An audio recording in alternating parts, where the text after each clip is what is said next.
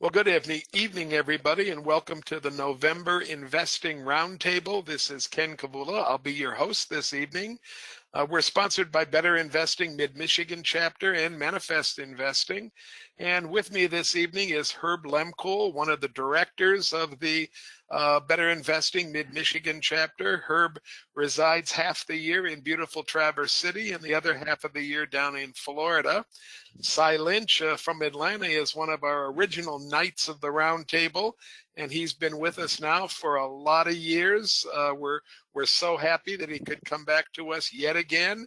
Cy is the chairman of the NAIC/Better Investing Board right now. And he's a long time volunteer and a great friend of this particular program. And then my dear trusted friend, Mr. Mark Robertson. And Mark is a director for the Mid-Michigan chapter as well.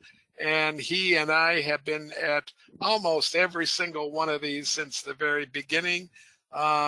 We're so happy that something that we started as a lark and we thought would last for a year or two is now going into its, what is this, Mark, our 12th year now we're moving into? Well, we're coming up on 14 in July. Oh my goodness, the time certainly gets away from me. On the 14th in July, all right. So let's go to the next slide real quick and just get rid of the legalese. Please remember that everything we do this evening is for educational purposes only, and we're just not making any recommendations to buy, sell, or hold any securities. If we happen to own one of the stocks we talk about in real time, we'll try to remember to let you know. But we believe that you should be wise enough to make your own investment decisions, and that's what we're asking you to do. Listen to what we have to say, but please make your own decisions. If you'd like to be reminded about this webinar and are not presently receiving a reminder, you can send a note to nkavula1@comcast.net. That's my wife, and Natalie will be happy to help you get onto our guest list. If you'd like copies of the slides or if you have questions or comments, then please send a note to Mark R.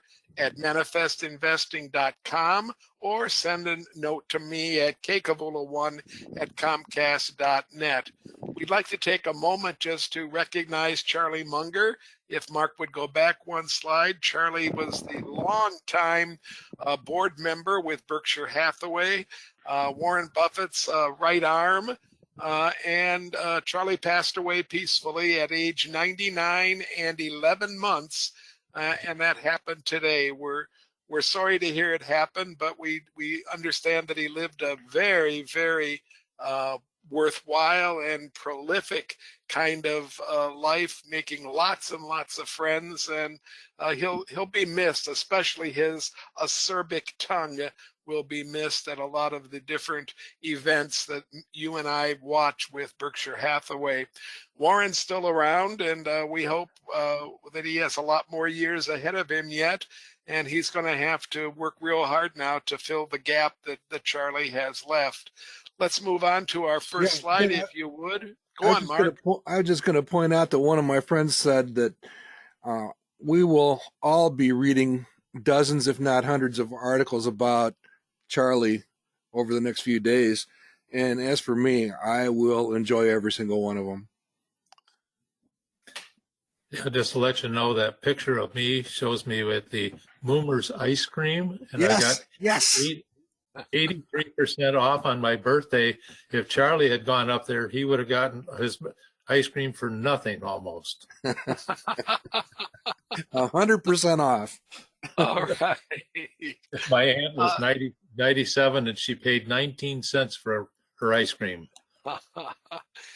Here's the results of the roundtable since the beginning. Those numerals along the x-axis there represent years, and we're into our 13th year now. The red line indicates beating the market by 5 points, and our goal is to stay above that red line. We were there last month, and we've sunk just below that red line right now. We're beating the market at the moment by 4.7%. you can see our results in the black box at the top of the screen. We've done 15.2 compounded annually since the beginning of the experiment, and the Wilshire 5000, which is our benchmark that we compare to, has done 10.5%. That's nothing to sneeze at. If you can do a 13-year investment that does better than 10%, that's not a bad investment unless you compare it to an investment that's doing 15%. And then in that case, I'll take the 15. Our goal is to not only beat the market by 5 points, but to outperform with at least half of the stocks that we choose. Right now, our performance accuracy is 47%, just under 47%. So we need to get a little bit more accurate and push that back above 50 if we possibly can. It's been a wild ride. The way this works is every night we pick 4 or 5 stocks to present. Once we present them, then we ask the audience, which one would you like to choose as an extra into the portfolio? And we'll put $1,000 into the portfolio for all the choices that the Knights have made and the one choice that the audience has made as well. And then we'll track these things. We do buy and sell. We sell for lots of different reasons in the portfolio. And when you sell in a tracking portfolio, that just means that the particular thing that you've sold becomes frozen at the point that you sell it. And whatever cash you've accrued at that point stays as part of the tracking portfolio itself. This is not like a portfolio that you might put together for a club where you have 15 or 16 stocks. We have well over 100 positions in this portfolio at the moment, starting with our most widely held. It's not actually the one that we've chosen the most, Microsoft at the top of that list, but it is the one with the highest value. Microsoft's been chosen 5 times, and I know that by going up to the top and looking at the 5X list, and the 5X list includes Microsoft. So 5 $1,000 investments in Microsoft over various points during the last 13 years has netted us over $97,000. Certainly an interesting number to take a look at. And Mark has made the point a couple of different times that the money that we've made on Microsoft is more than enough to balance out, now listen carefully, to balance out every single loss in the rest of the portfolio. So one home run is enough to balance out every single strikeout in the portfolio. You're looking at some of our winners up at the top right here. The most widely chosen, the one that was chosen the most times, is Cognizant Technology. It was chosen 15 times over the course of a number of different sessions, and it's worth almost $26,000 today. So 15,000 into 26,000, nothing to sneeze at. I'm really kind of surprised to see Booking up there in second place, aren't you, Mark? I am too. That's been cranking right along ever since the pandemic. And it's an 11 time choice, so we've almost tripled our money in Booking over the course of the experiment. And Ardelyx, for those of you that are not familiar, Ardelyx is a very small biotech company. They have one drug that it's been approved by the Food and Drug Administration, and we have a number of adherents, I guess is a good word, in the group that feel that Ardelyx, which is currently selling at around $4 a share, has the possibility of moving to maybe $12 or $14 a share within the next relatively short time period. Nobody's telling you to go out and invest in any of these stocks We are telling you, however, that enough money's been made in a lot of these stocks at the top to give you some decent ideas on what possibly might be stocks and the kind of stocks that you look at. And a stock like Ardelyx is certainly not up straight and parallel, has a quality rating of 10, and that certainly gives us a different kind of stock compared to the other ones on this particular list. This is just showing our top 20 holdings. Like I said, we might have as many as 100 different holdings. If you want the entire portfolio, you can go to that website up on top. It's a completely free website. Type that in, and when you type that in, you'll get the entire portfolio for you to take a look at, and you'll be able to sort the columns in different ways and kind of fool with it any way you might want to fool with it. Let's go to the next slide. Go on, Mark. Yeah. Minor correction. It's not a free website, but that is a free link to the entire portfolio. I'm sorry, you're absolutely right. It's a free link to this portfolio. I don't want to give away the barn, or I'd have Wendy storming the ramparts here. We also have kind of an opportunity here for another Charlie Munger moment. His favorite company is Costco. And Costco in this case is a one-time purchase. You won't find Costco on that list up at the top of the page. So $1,000 invested into Costco a few years ago is now worth what you see on the page. So, and that means that it's really one of the best performers in the entire portfolio, because even though it's down the list at spot 12 or 13 or 14, it's only a one-time selection. So really very interesting, and this is a great group collectively, a great group of 20 stocks for you to take a look at various times. And as you can see by the par values over on the right, the analyst opinions that we use to form the manifest investing opinions seem to think that a number of these stocks are still very attractive.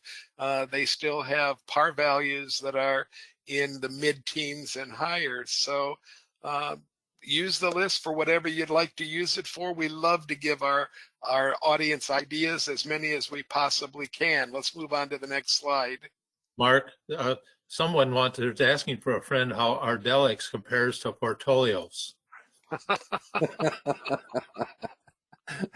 They are both dynamic, promising, young, fast-growing companies. We know who that friend is, Herb. So just I didn't say any names.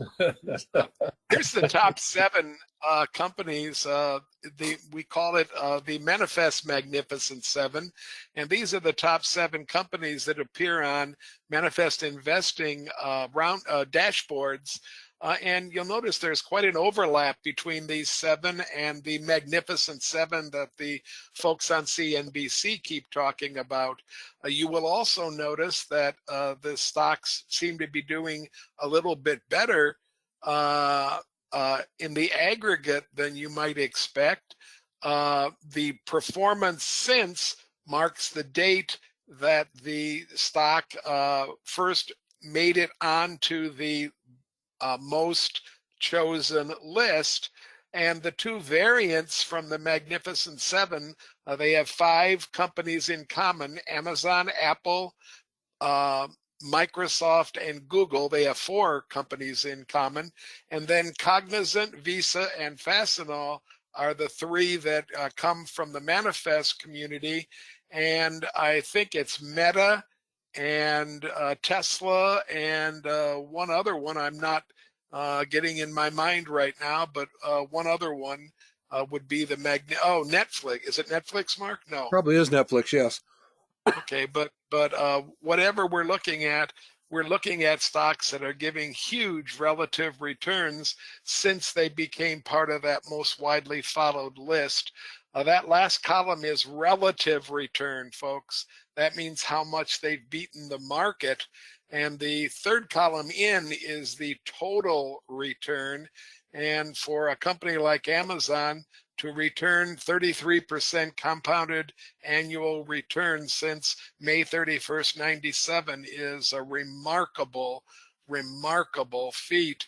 I'm just flabbergasted at the lowest one on the list, which is Fastenal, which is returning 16% a year. I'd settle for every single one of them. Just doing it 16, we go for that real well. The indexes are down at the bottom, and you can see that the indexes that we use our index is the Wilshire 5000, so of course it would never beat itself, so it has a 0% relative return. And then some of the other common indexes go to decimal places a little bit above or a little bit below that 0 mark. What's interesting is that the funds that we cover in Manifest, the fund coverage, the average mutual fund / ETF is returning relatively -3 versus the market. So it's a very interesting dynamic when you begin to look at the list of what you could be investing in.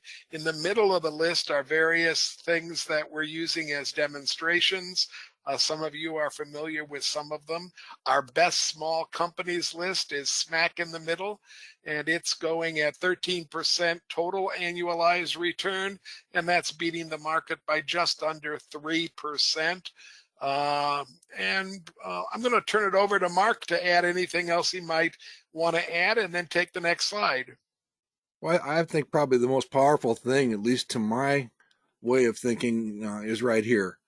Going back to July 2010, doing what we're about to do tonight, we're looking at approximately, now this is from a few days ago, we're looking at approximately a 5% beat on the market, 15.1% per year, picking better companies at better prices. It's pretty straightforward. And we used this perspective profile to take a look at some of the most widely followed or widely held stocks within our community. We already mentioned the Manifest 40. These top 7 are the top 7 holdings. You'll see that in a second. But then we've also got the Bivio Club Index in here, along with the Better Investing Top 100. And pretty solid performance from both of those. And we just thought we'd take a little deeper dive into what's involved there. Now, this is a busy slide, but just gives you a smorgasbord look at, the similarities between the 3 different collective or composite indices. And you can see the top 7 listed there down the middle, and those are pretty much mirrored by both Bivio and the Better Investing Top 100. Yeah, we have a question from David. He wants to know why the benchmark returns are a little bit different. And it's because, David, each of those benchmarks contains slightly different collections of stocks. If you're looking, for example, at the S&P 500, that's 500 of the largest stocks that are trading in the stock market. And compare that to the NASDAQ 100, which is 100 basically tech stocks. Is there overlap between those two groups? Of course, but they're not identical. And because they're not identical, they'll have different returns, especially over long periods of time. And then any of the other index that we've put right there, the Wilshire 5000 includes 5,000 of the largest stocks on the U.S. stock exchanges. So it's a pretty broad index, and that's why we use it to compare what we're doing, because we're choosing stocks from all over. We're not trying to confine ourselves to S&P 500 stocks or tech stocks or anything like that. We're just choosing good stocks at good prices. Normally, you don't see the small cap index in negative figures relatively, but the small cap indexes, all of them have had a pretty rough time the last maybe couple of years, and they are now underperforming the general market. That's something that we're not used to seeing, and we're hoping as the markets move more towards a normal kind of a situation and we get further from the pandemic and interest rates begin to be more reliable moving into the future, We hope that that small cap index will begin to perform again. It certainly has performed very well in the last month. It certainly improved itself considerably in the last month, but it's still underperforming for a period of time here. Well, just one quick comment on that, Ken, and the reason is because of what you just said, but I have maintained for a fair number of years that the Wilshire 5000 index is a stealth large cap index, because if you put the S&P 500 and the Wilshire 5000 next to each other, they historically moved very much in tandem. That has not been the case for the last 12 to 18 months. The Wilshire 5000 has done a percentage point or so below the S&P 500, and it's not because the top 500 companies in the Wilshire 5000 have outperformed. It's because the top 5 in both have absolutely blown the market away. Yeah, I agree with you 100%. So I also think that a reason for the small companies to underperform, at our bull session this afternoon, we had a slide that we asked our audience what percentage of the Russell 2000 did they think had stocks that were non-earners, that didn't earn anything at all ever in their history. And it was amazing, the guesses that we received, first of all, and then the answer was equally amazing. Over 40% right now, today, of the Russell 2000 is made up of stocks with no earnings of any kind. That would certainly, in my mind at least, contribute to some of the underperformance, I think. I think so, yes. And Charlie would agree. Dave said, thank you. You're not going to find a whole lot of small companies on this list. This is going to have a large company bias, but it is kind of fascinating just to compare the three side by side. And we decided to take it a little bit deeper and take a look at what would they add up to if they were treated as portfolios. And you can see they're pretty similar. And as you would expect, Mark, because they have a bias towards the larger companies, they're doing a pretty decent job of mimicking the return of the S&P 500, which, you know, over long periods of history, we know has been somewhere between 9.5 and 10.5. So we're right smack into that average right there, plus or minus some decimal points. And it's amazing that you can have three very different groups and they're coming up with basically the same set of winners. They are folks that deal with these three different categories know how to pick stocks. Similar really methodologies. The one that I would point out though is right here. There's a reason that the Bivio Club Index is ahead, and this is it. So just something to keep in mind as you're out there thinking about. And again, as I've told you guys many times, I never witnessed it, but I've heard it from many different people. George Nicholson walked into every investment club meeting, and the first question was, what small companies are we looking at tonight?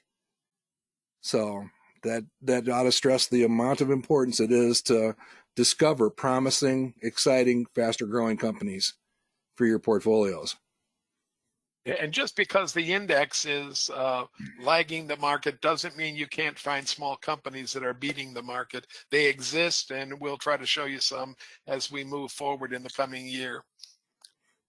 These are pretty similar too. The only thing I would point to that's a little bit different is we like healthcare more than the others, which is kind of weird, and it's also unfortunate because that's been kind of the most damaged sector here lately.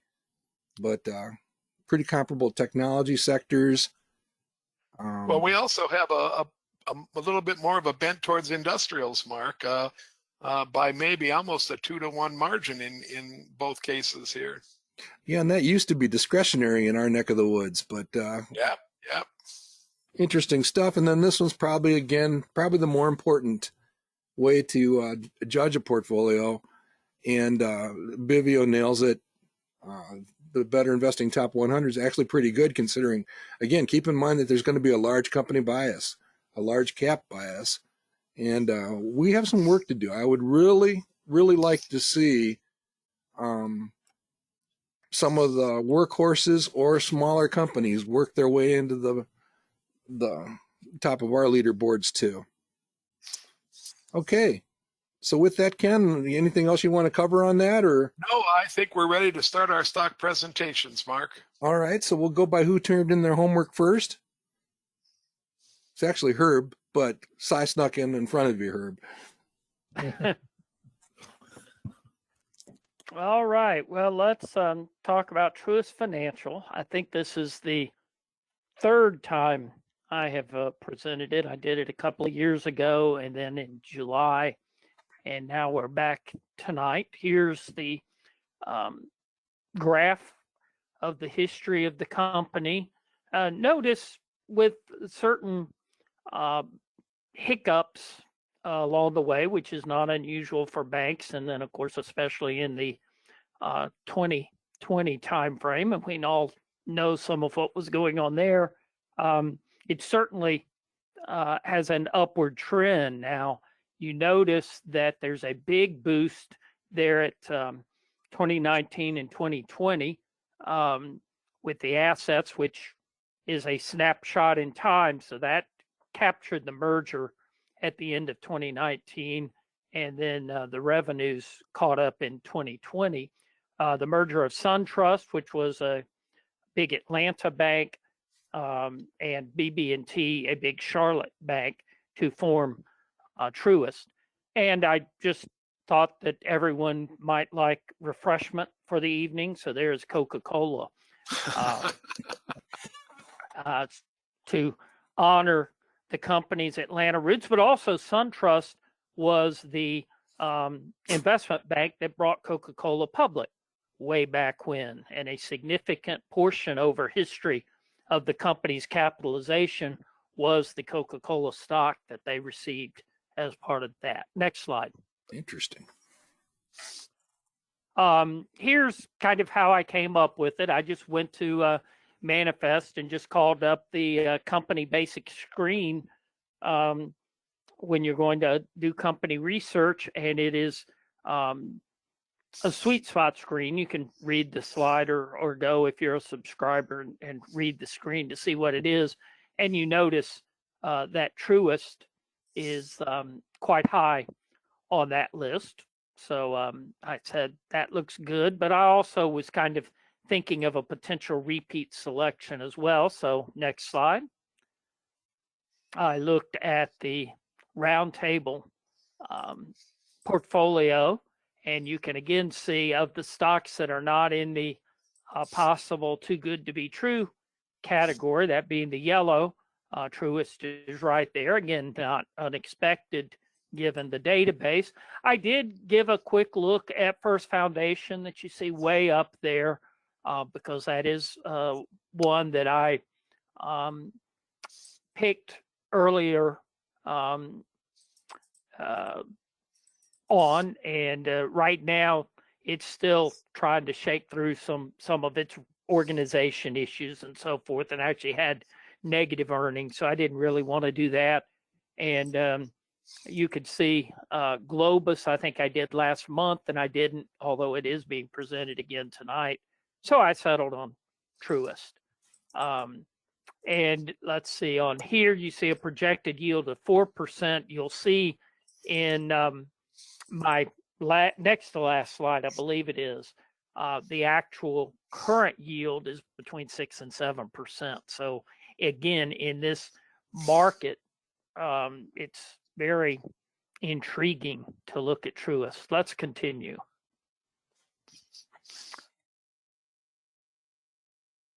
I don't know exactly what happened to, I guess Mark rearranged his slides slightly, and the only reason it shook me for a split second was I had my GoToMeeting dashboard over and was covering up the slide. But you could see this is just the close of Value Line's latest comments, saying not surprisingly because of banks and everything else, The company's projected to underperform for the next 12 months, but it's attractive 3 to 5 years out, and the dividend yield is very attractive. And notice, patient, total return minded accounts may want to take a look. That just about describes us, at least if you try and be like me and be patient. Hopefully not long suffering. Hopefully patient and well rewarded. You could see, though, however, the bottom block, the 3 to 5 year projections, that's value line, which is looking at a range between 15 and 24% over the next 3 to 5 years. That is using yesterday's price. And then the upper block is Morningstar, and they're, of course, saying it's a 4-star company, undervalued at 37% discount to their fair value. So the analysts that many of us look at that have long-term perspectives think there's prospects here. So let's take a quick look at the company, and then I'll give you my judgments, and we'll be wrapped up. Truist considers itself in a sweet spot.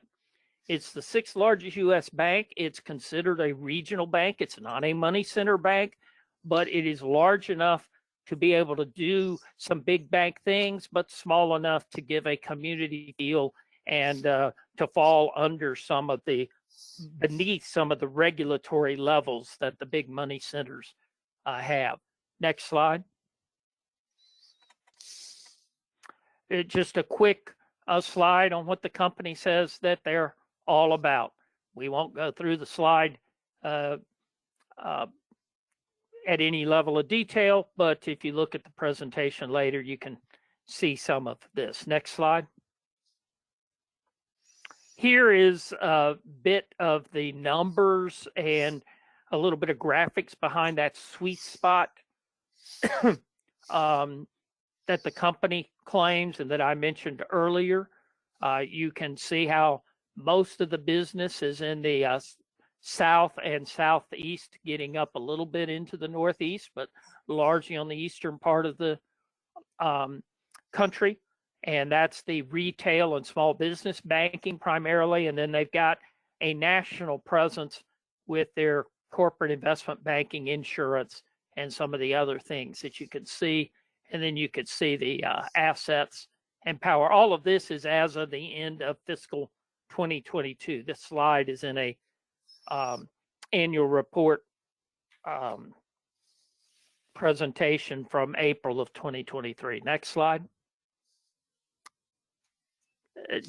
One of the things they emphasize in their presentations is empowering the teammates, and you could see some interesting things that they're doing here, raising minimum wage and employee stock purchase and some other things to help their employees, their teammates, feel valued and contribute to the good of the company. Next slide. Now getting into the company itself, you see the main purpose of this slide, again, study it as you see fit. I'm not going to go through it in detail. Just notice that the revenues come from a wide range of business. Their non-interest income comes from a wide range. That one thing that's unique about Truist relative to many other banks is that big chunk of insurance business. They sell insurance. They're not an insurance company. They sell insurance from other companies. And you see that that's a nice chunk of the revenues and a big chunk of the non-interest income. And then again, you could see in the right-hand circle how the loan portfolio has a pretty good mix of loans, although they are certainly in the commercial and industrial market. Next slide. This is primarily up here to show you how they compare to competitors. Their insured and collateralized deposits as a percentage of total is second highest. That really was much more important earlier in the year when There was all the concern about regional banks failing because they didn't have insured or collateralized deposits, but it's still an important factor to consider. And then you can also see in their markets, they compare very favorably to the peers as well as far as market share. Next slide. This is from the third quarter report. So this is the most recent, showing the trend in deposits. Again, you could see that there's been a slight decline over the last 5 quarters in total deposits. However, and that's because of rising interest rates and bank deposits going elsewhere, chasing higher money. However, notice that average deposits actually increased slightly between the second and third quarters. That reversed a trend of decline. And the money market and savings deposits also increased significantly, reversing the decline. So their deposit base seems to be turning a bit of a corner, perhaps. Next slide.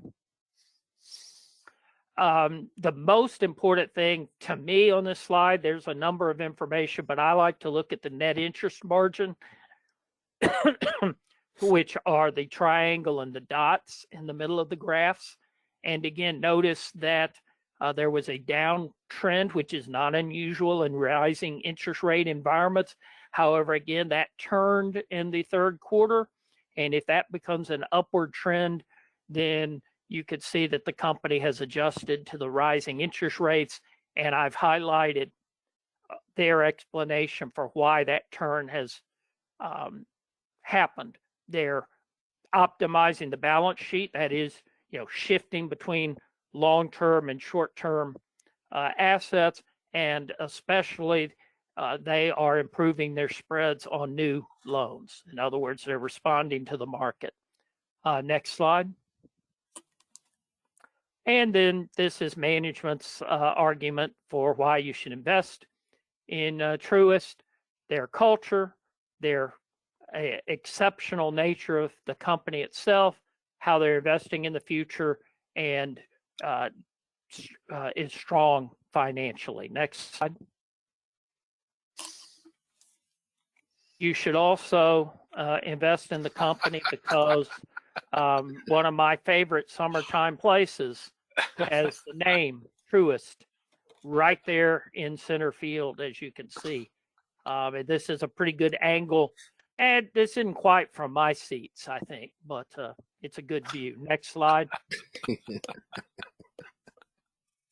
And this is my judgments on the company. It is a slow growth company. This isn't going to help Mark on boosting the portfolio growth, which I agree completely is an overall goal, but slow growth has its place as well. I'm projecting a 4% growth rate. You could see the other judgments. That leads to $5.60 earnings per share, which is about $1 below Value Line's projection and the manifest consensus projection. Next slide. And then wrapping it all together, using, notice the 6.6% current dividend. Notice if the price and earnings and everything else goes back up and reverts to the historical norms, you're going to see a payout more in the 3 to 4%, which again is historically very good. It's just significantly below where the stock at its depressed price is. And then using a high PE of 16 and an average PE of 11, you've got a potential return between a little less than 19 and a little over 26. And that's right in line with the manifest par of 19.6. That's based on slightly higher profitability and I think a teensy bit higher growth, but it's roughly the same growth. So I'm adding Truist, another 1,000 of Truist. All right, you talked me into it. I bought a few shares a couple months ago, Si. Well, very good. And thank you for reminding me, not only do I go to their ballpark, I also do own some shares. So there's questions in the question box. One is, are you not concerned about potential banking regulations, not to mention slowing mortgage, and how will Truist avoid the curse of sports venue naming sponsors? I can't answer the last question too much, except to say there'll be the exception, I guess. Certainly won't be an Enron field, I don't believe. As far as the mortgage thing, can you flip back to the earnings slide? Notice the loan portfolio is relatively small on residential mortgages at 18%. And if you, I'm trying to see the revenues, they don't break. No, actually, I guess the revenue mix by line, that is interesting. Notice mortgages over there are right. The residential is at 4% and the commercial real estate is at 3%. So they are not into real estate significantly from a revenue standpoint, and from a risk standpoint, it's a pretty small portion of their portfolio. That's a lot smaller. That's a huge factor. It's a lot smaller than I would have guessed. Yeah, I actually, and I mean, I follow the company somewhat and own it, and I was surprised it was as small as it is. I knew it was relatively small compared to many other banks, but I was shocked at that figure that we just looked at. All right, thank you, Si. Let's go ahead and move on to red hot NVIDIA. Well, Mark, if you would go back to the original slides which showed the portfolio, I will only have to say one thing when you go back to there. Talking about this one? Okay. One there, that one right there. If you notice, NVIDIA is 8th place. They're at 16,000. They've only been selected twice. They have 97% financial strength. They have a growth of 28%. The quality is 100%, and the par is 16%. I could probably stop right there and say, you need to add one number right there. well, Herb, if you're gonna do that, look down here to GenTX, and that way I won't have to come back to this slide. I just thought I'd mention that. But anyway, if you go to the it's interesting because NVIDIA is a world leader in AI. So if you look at the high performance, their gaming and creating is number one. They're into automotive, they're into robotics and edge computing, data center and cloud computing. That pioneered the accelerated computing to tackle challenges no one else can solve. Our work in A1 and industrial metaverse is transforming the world's largest industries, profoundly impacting. If I go to NVIDIA, the stock is at 478 today. And it was rather interesting. Amazon announced new A1 chip as it deepens NVIDIA relationship. And also they tapped the China talent market for anonymous drilling endeavors. Wow. So I think, this is just a company that's just going on really, really strong. The stock selection guide, if I look at that, the analyst estimates or 2-year estimates is 84.6. Earnings per share is 50.4. I put in at 28% for historical growth and 29% for historical growth. The debt to capital has started to increase just a little bit.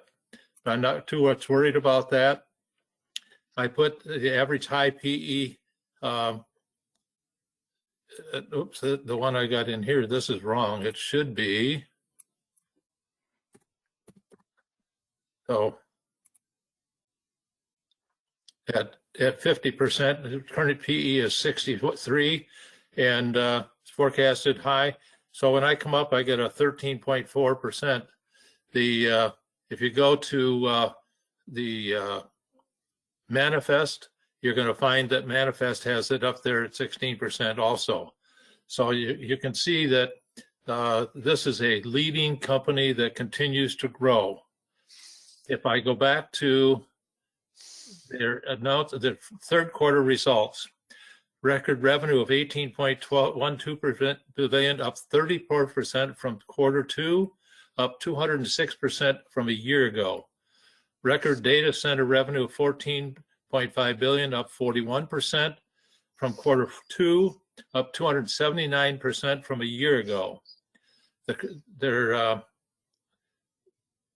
Today's revenue, third quarter ended October 29th, 18.12 billion, up 206% a year ago and 34% from previous quarter. This company is large language model startups, consumer internet companies, and global cloud service providers were the first movers, and the next waves are starting to build. Nations and regional CSPs are investing in AI clouds to serve local demand. Enterprise software companies are adding AI co-pilots and assistance platforms, and enterprises are creating a customer AI automation to the world's largest industries. AI foundry services and NVIDIA software are all growth engines, full throttle. The era of generative AI is taking off. NVIDIA will pay its next quarter dividend of 4 cents a share for stockholders on the 28th of the 28th of December. Shareholders of December on December 6th. As you can see, this is a solid growth company. I did notice today that some of the management is starting to sell some of its stock, so I'm not sure what they're thinking of at this point, but it's going to be an interesting stock. Go to the next slide, Mark. So as you can see, this continues to go up with 100% and the par of 60%. It's got a 4 stars. The financial strength is really strong. This is a solid company, and it's continued to grow. Is there another slide yet? Nope. Switch this to the next one. So I would encourage everybody to vote for another $1,000 for our portfolio. Okay. I do think it'd be interesting, Herb, to take a look at the insider selling. I don't think it's consequential. And also maybe do some mapping of, what institutions are latching onto this company also. And the question is am I continue to buy more shares? Yes. And I do own shares of this in 2 or 3 of my portfolios. Yeah, these guys are, if you have a very ominous challenge for a chip, these guys are up to it. So thank you, Herb. All right, Ken, you're going to give us some more on Globus Medical. Well, this slide is dated September 1st, and that's the first time I brought Globus Medical to you, to the round table. I've completely updated the presentation for tonight, 2 months later, and I'm even more convinced that Globus Medical is a great stock to put into the portfolio. Globus Medical finally completed a merger with Nuvasive, another company about the same size as Globus.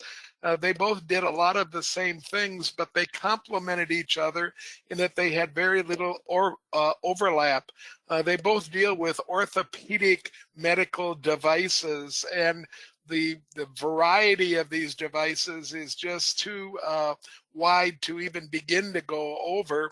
If you're interested in the specific kinds of things that the combined new company provides to surgeons and to medical practitioners, go to their website. They have a really decent investor presentation which talks at length about many of their devices that they have patents on and that they're quite proud of. Next slide, Mark.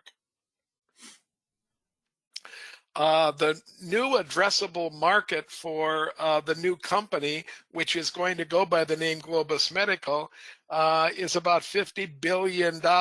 And you can see right now what that would be made up of, the different types of orthopedics, with a lot of it going to arthroplasty for joints. That's replacing hips and knees and other joints.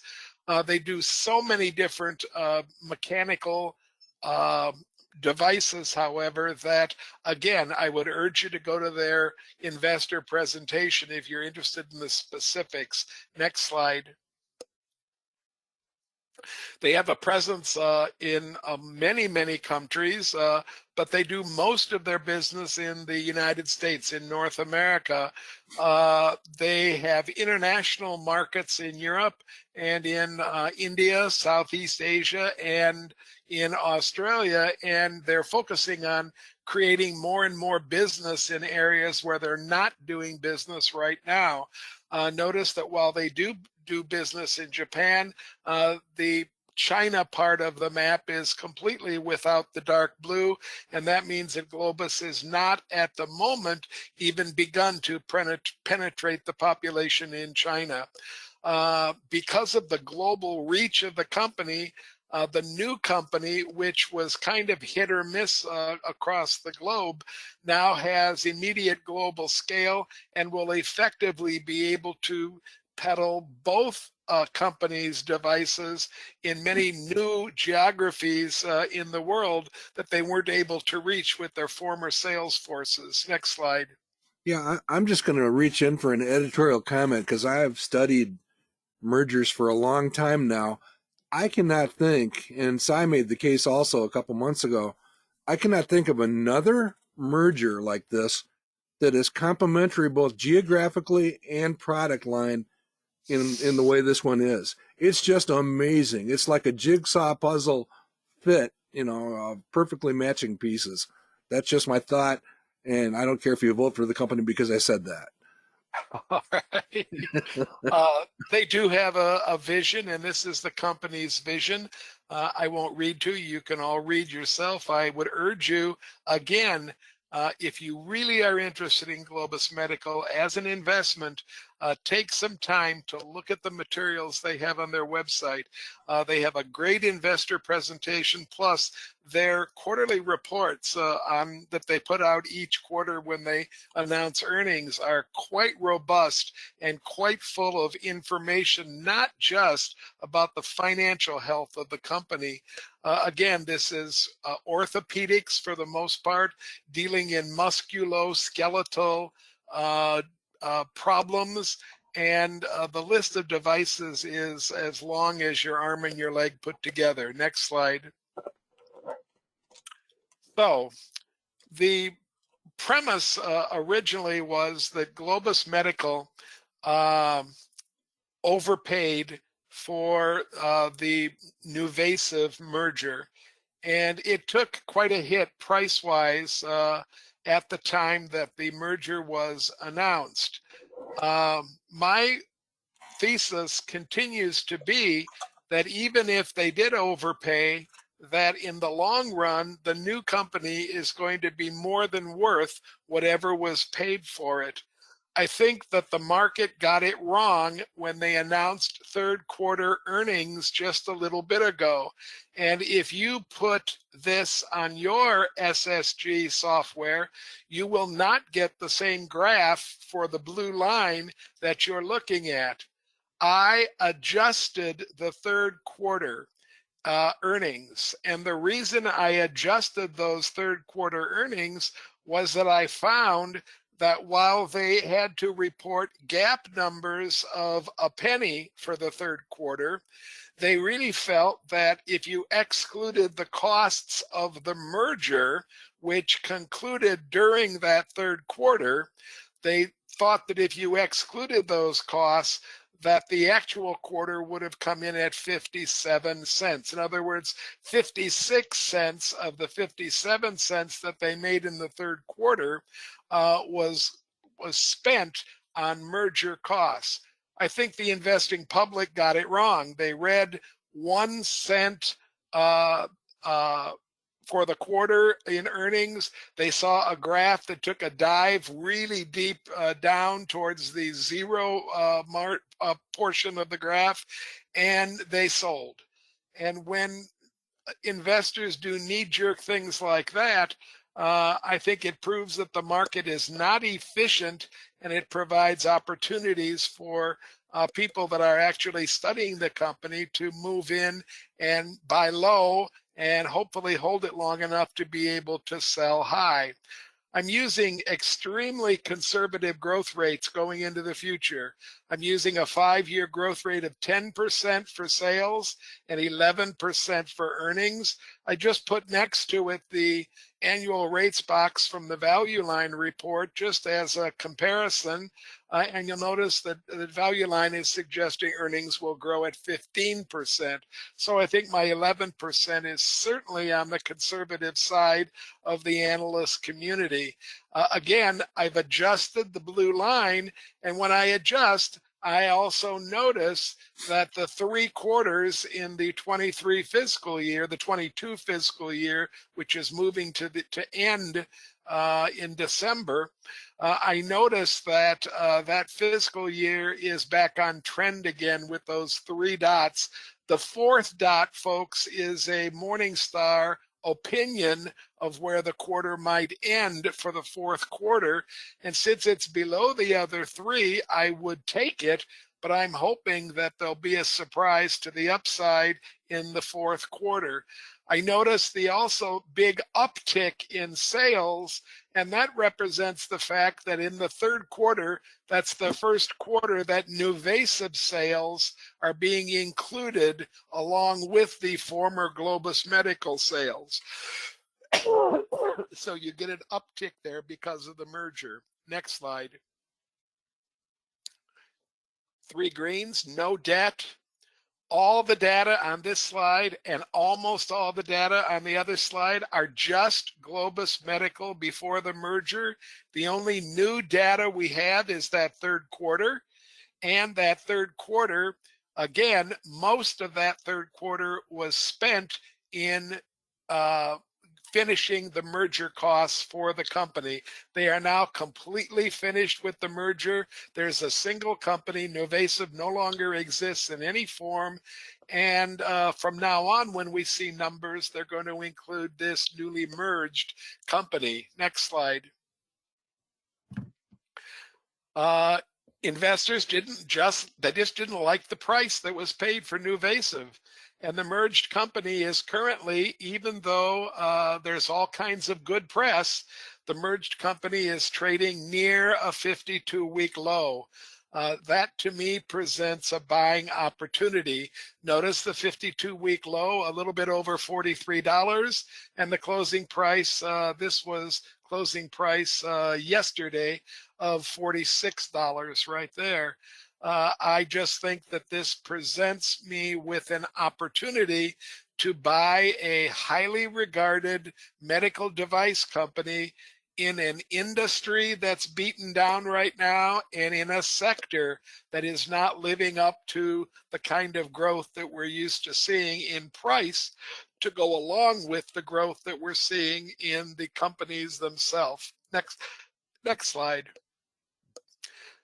My summary includes a 15.8, almost a 16% par. That's a pretty decent par for a company, but Manifest is suggesting par above 21%. So my analysis is not as optimistic as Manifest. Notice that in fact, my total return number is up at 21%, which is equivalent to the Manifest par value. So I'm going to make this argument. Next slide, please. If my thesis is correct and that investors overreacted to what's going on with Globus, then I think I stand to gain near the high end of the analysis, maybe 20% plus. If not, I'll take the more modest gain of around 16%, which is the par value, and I think that's a most satisfactory return for a company the size of the new Globus. I think most of the risk is already taken to the downside, and I expect that as we go forward, any good news will begin to drive this price higher. Again, I want you to remember that the projections you're looking at on the current Value Line report are made for the old Globus Medical. This value line report is dated before the merger closes, and value line is quite clear. They do not try to factor in a merger until after the merger is complete. I expect when the new value line comes out, I will have different price projections, different possibilities going forward. And I expect that the company itself will have moved towards that midpoint price there in the $80 range, plus or minus a little bit. Let's see how my thesis bears out. I'm going to add another $1,000 to Globus Medical. Okay. Thanks, Ken. Yeah, I think the analysts are going back to your slide here. I think the optimism here, the analysts out there are pretty optimistic about the combination. Good stuff. All right, so I'll close things down with my selection here. I actually went out and was doing all kinds of searching for companies. I tried to talk myself into Plug Power, but I couldn't take my eyes off that price chart, which doesn't seem to stop falling. And then I did some screening, and then I thought to myself, well, Solve, you really only have to beat those top three. So you really only have to screen for stuff that beats these numbers and looks pretty good across the board. So I listened to myself and basically went to companies that look pretty good top to bottom. You can see there's a few. I could throw a couple of these out. I think Malibu's got some economic challenges. I like Steel Dynamics. I've liked them for a long time. I don't want to play around in the oil field. This one drove us crazy last year. This one's Chinese. I'll throw that one out. I don't trust Mexican airports. Lo and behold, we end up with GNTX. 17% projected return, 15% prove, 99 quality. Value Line also likes it. The analysts at Morningstar say it's on sale. So does the analyst consensus. And the next year looks pretty good. I'm sold. What do these guys do? If you drive an automobile, you experience GNTX because they put mirrors and electronics in virtually every make of car known to man, from top of the line to inexpensive cars. You can see their sales chart on the upper right is pretty consistent. There was a little bit of a doldrum here that they have overcome. You can see that they actually took a little bit of a hit in their profitability for a while, but they do seem to have, they are expected to stabilize that. We like that. That actually restores this earnings picture for the foreseeable future. And again, I think you see up, straight, and parallel, even though it's kind of a middle of the road workhorse type characteristic. The price has followed that pretty reliably. And again, they make components and this type of stuff, auto dimming mirrors and cameras and all that kind of stuff for all of the major manufacturers. And when it comes to automobile, the other thing that just kind of strikes me is a few months ago, Matt Spielman gave a presentation that talked about the conversion from internal combustion vehicles to electric vehicles, and talked about a strategy at a local company here that they're basically hedging their bet. They can go either way. And that's kind of true here too. GNTX doesn't care whether it's an internal combustion engine or an electric vehicle, and they're basically positioning themselves to equip both. I mean, here's a quick look at the company. The industry itself is going through all the stuff that you see up here at the top, some fairly dramatic change. But what is GNTX good at? They're good at the handling of these materials and all these electronics and software and the various instrumentation and devices that are involved in all these vehicles, along with the design and the engineering. So you can see they're pretty well set up, and they basically want to not only continue to serve those markets, but also they do make windows for airliners, that type of thing. They're getting into fire protection, and they actually have some penetration into medical markets. So interesting company here. Last look at the chart, again, looking at up, straight, and parallel on the traditional business model analyses. The other thing that I really like is this basically flatline situation with the quality, and then the reality that the return forecast or the projected annual return is basically at a decade high. The last time you can find it quite that high is back over 10 years ago. Again, not overly ambitious, 8 to 10% on the top line sales growth, really steady margins, resulting in a fairly steady earnings trajectory over time, and not an overly ambitious PE ratio of 18. You end up with a dash of dividend and a projected annual return in the 17 range, which correlates pretty well with a projected return on value of 15. No debt, high financial strength, very, very high stability, very high, excellent quality ranking. So I'm not sure what there is not to like. I mean, they have no debt. They basically have enough cash to cover all total liabilities. So very financially, fundamentally strong, and just a real solid Michigan company.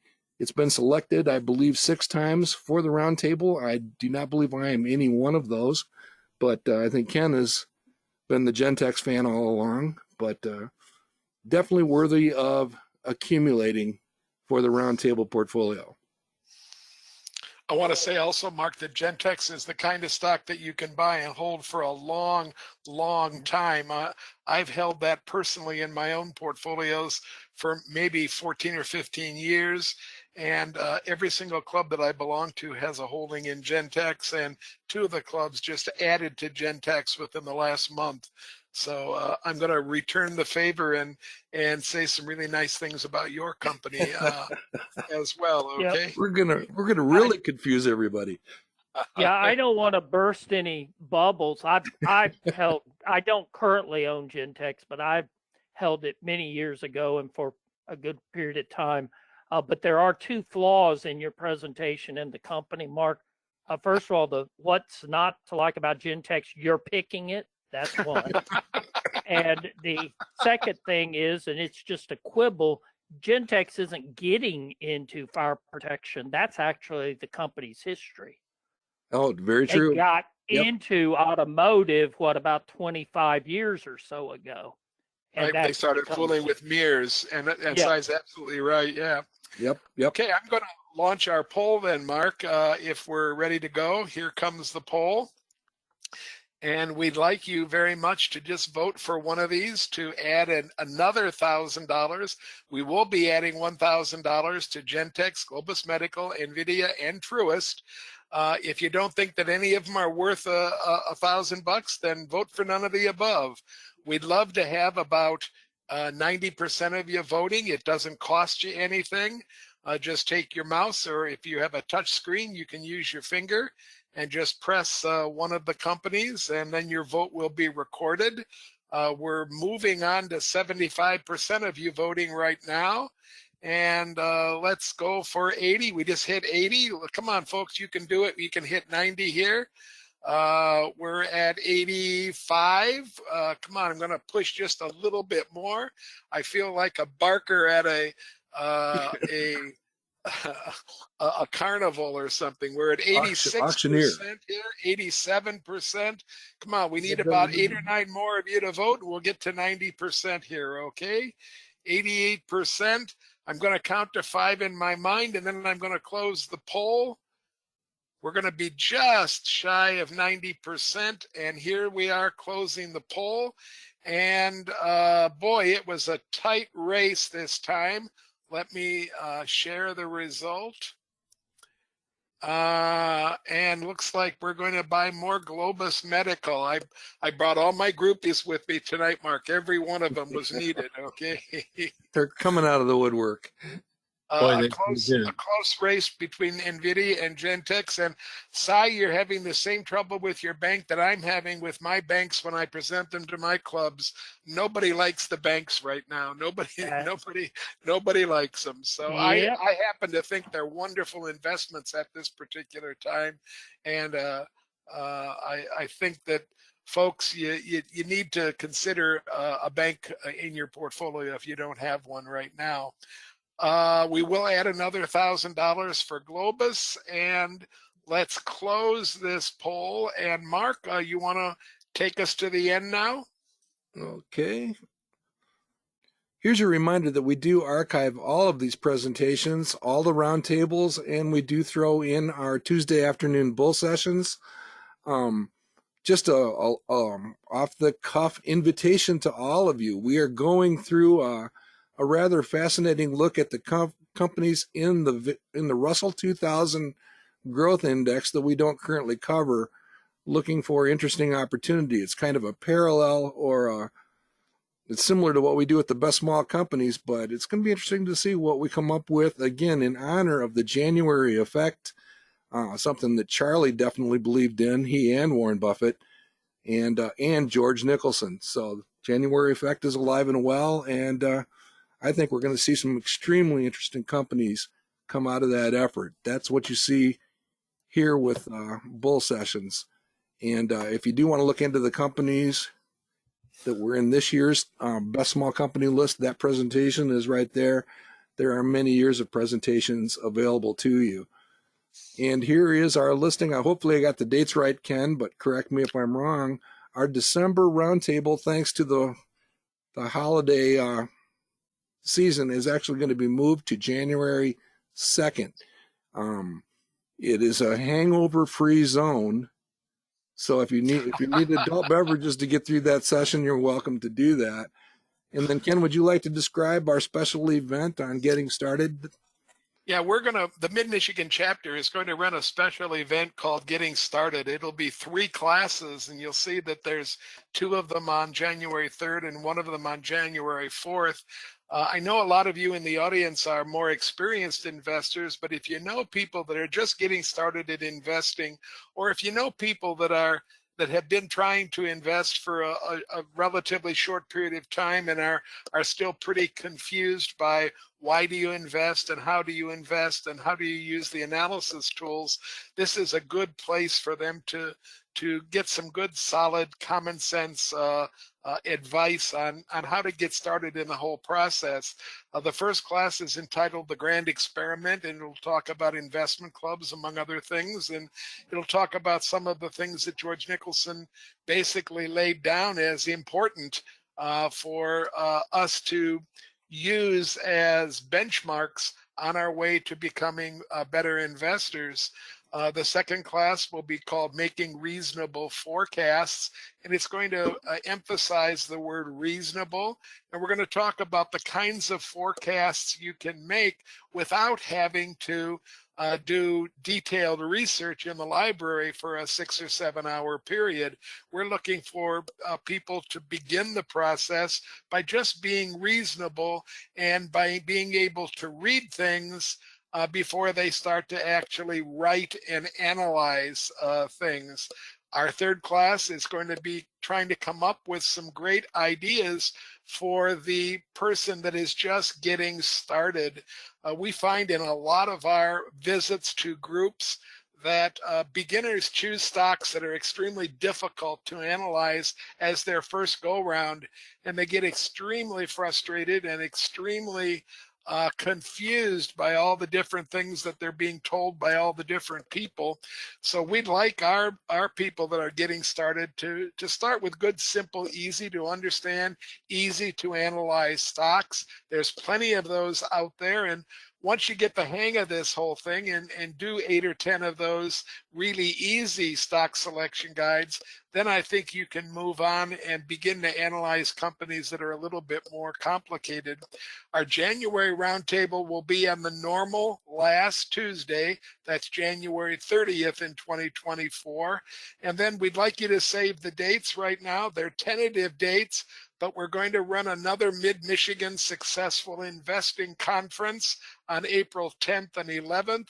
We hope to draw in teachers from around the country. Again, we hope to have a really vibrant stock panel to entertain you, and we hope to get you a little bit of learning in between some of the entertainment. Save the dates right now, April 10th and 11th, and we'll have more information coming out as those dates approach. Don't forget that the Better Investing National Conference will be in Chicago this year, and it will be in May. the weekend of I think it's the 17th, 18th, 19th, and 20th. Don't hold me to those dates because I'm remembering them based on my wife's birthday. Her birthday's the 18th, and Better Investing seems to schedule a big event on her birthday almost every single year. So I'm pretty sure that those are the right dates. Yeah, I think the 18th is the Saturday. Is the Saturday? So it would be 16, 17, 18, 19 then, yeah. Yeah, I believe so. So they're buying her dinner for her birthday, I'm sure. Something like that. She just stays home and sends me, okay? Okay. So it's a full schedule.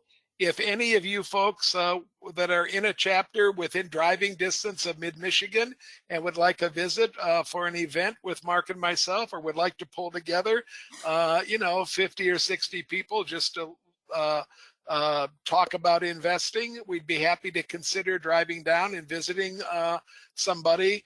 Unfortunately, we've had our fill of plane flights out to various chapters far away, and that'll wear off. We're not going to be flying for a couple of months at least. All right. I will give a shout out to New Orleans, though. We had a great time in New Orleans. They were wonderful, wonderful hosts, and we had one of the most responsive audiences with our New Orleans people that we've had in a long, long time. They were eager to be meeting with actual human beings face to face, and frankly, Mark and I were eager to be meeting with human beings face to face as well. So thank you so much for attending tonight. We had a really nice audience out there this evening. I will answer one question. Mark, we have somebody wanting to know, where the heck are you getting all these really nice graphs that you're presenting?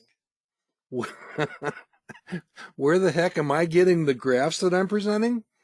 Yeah, all the different small graphs. I think I know the answer, but I want you to tell folks how you're getting these graphs to come up. It's nothing magic. Like these type of graphs? Like those types of graphs, uh-huh. Well, right now they're on a spreadsheet that's connected to our database. We do hope to put this type of display on every single company report page, and hopefully before too much longer. But literally all you're looking at here is the historical data, the same thing we always look at. The only thing different that we do is we embed or incorporate analyst estimates for the next couple of years and beyond. So these are generated pretty much automatically by our database, and we have a lot of fun with them. If you take a look, if you're a Manifest Investing subscriber and you watch our weekly updates, we actually cover the most commonly followed stocks all the time with this sort of update. It's kind of interesting to watch them propagate over time also. Ken, a question. Other than that, go on, Herb. Yeah, their question is, what time are those seminars going to start? We're putting out an email about the Getting Started seminars. An email will be going out to everybody on our list, and we're still kind of playing around with one of the times, Herb, so I don't want to give you an exact time yet, but that email should be going out in the next 2 days.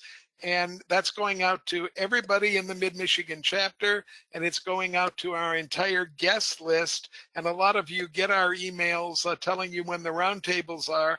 So we'll be having this attached to our roundtable announcement for the month of December. And so you'll have the times and the dates at that point. And in fact, I think you're going to also be able to actually register for the classes in that same email. So you'll be able to register for the roundtable and any one or all three of those classes all at once at one time. I was just going to point out that the target is early evening. These are evening classes. Yes. Early evening. We're not going to try to do it during the day. No. Okay. Thank you. Okay. I really enjoyed being able to be part of your group, and thanks for allowing me to be here. Oh, well, Herb, you're always welcome. You know that. Thank you, everybody that came this evening, and we're going to sign off and hope that we see you next month at the roundtable. Go Moomers. Good night, everybody.